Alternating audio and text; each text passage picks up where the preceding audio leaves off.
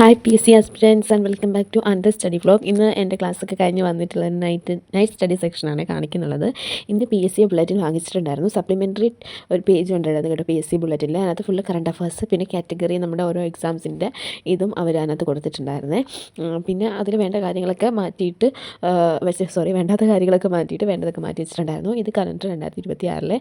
ഇത് second portion ഉണ്ട് ജനുവരി. അപ്പോൾ ഞാൻ പഠിച്ച കാര്യങ്ങൾ മാർക്ക് ചെയ്യാൻ ആ ഒരു കോളും ബാക്കിയല്ലാതെ നമുക്ക് ഡേറ്റ് നോക്കാനായിട്ട്. മാതൃഭൂമിയുടെ കലണ്ടറായിരുന്നു 160 സംതിങ് റേറ്റൊക്കെ ആയിട്ടുണ്ടായിരുന്നേ.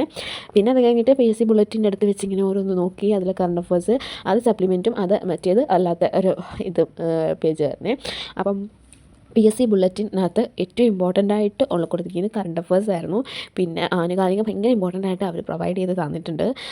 പിന്നെ സന്ധ്യയ്ക്ക് ആകുമ്പോഴത്തേക്കും കുളിച്ച് വൃത്തിയായിട്ട് വിളക്കൊക്കെ കത്തിച്ച് നാമൊക്കെ ചൊല്ലി അത് കഴിഞ്ഞിട്ട് സന്ധ്യയൊക്കെ കഴിഞ്ഞിട്ടാണ് ഞാൻ ബാക്കി കാര്യങ്ങൾ പഠിക്കാനായിട്ട് ഇരുന്നിട്ടുണ്ടായിരുന്നത്.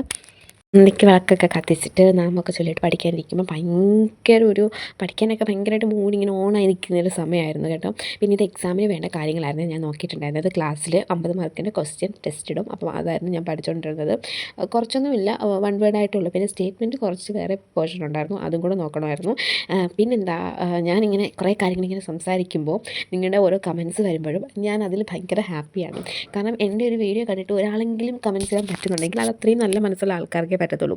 അപ്പം നമ്മുടെ ഈ വീഡിയോ കാണുന്ന ഒരു 95% ആൾക്കാരും പി എസ് സിക്ക് വേണ്ടിയിട്ട് പ്രിപ്പയർ ചെയ്യുന്ന ആൾക്കാരാണെന്ന് ഞാൻ വിശ്വസിക്കുന്നു.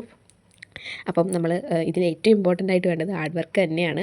പിന്നെ നമ്മൾ പഠിക്കുന്ന കാര്യങ്ങൾ മറ്റുള്ളവരുമായിട്ട് കൂടുതലായിട്ട് അങ്ങനെ ഷെയർ ചെയ്യാണ്ടിരിക്കുക. ചിലർക്ക് അവൾ അത്രയും പഠിക്കുന്നു, ഇങ്ങനെ ചെയ്യുന്നു, അവരുടെ ഒരു വാക്ക് മതി. ചിലർ പറയുമ്പോൾ ചിലർ നമ്മളോട്ട് അങ്ങനെ അക്സെപ്റ്റഡ് ആയിട്ട് വരത്തില്ല.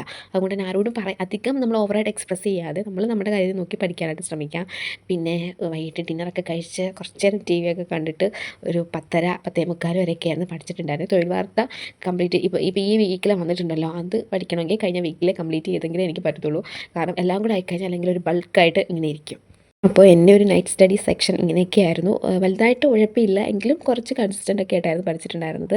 അപ്പോൾ എല്ലാവരും നന്നായിട്ട് പഠിക്കുക. നമുക്ക് നമ്മുടെ ഒരു ലൈഫ് മുമ്പിൽ കാണുക. പി എസ് സി ജോബ് കിട്ടിക്കഴിഞ്ഞാൽ എൻ്റെ ലൈഫ് ഇത്രയും സക്സസ് ആകുമെന്ന് നമ്മൾ എപ്പോഴും മൈൻഡിൽ ഇങ്ങനെ കൊണ്ടുവരിക നമ്മുടെ സ്വപ്നങ്ങൾ. അപ്പോൾ നമുക്ക് ഹാർഡ് വർക്ക് തോന്നും. എല്ലാവരും നന്നായിട്ട് പഠിക്കുക. Bye bye guys, do subscribe.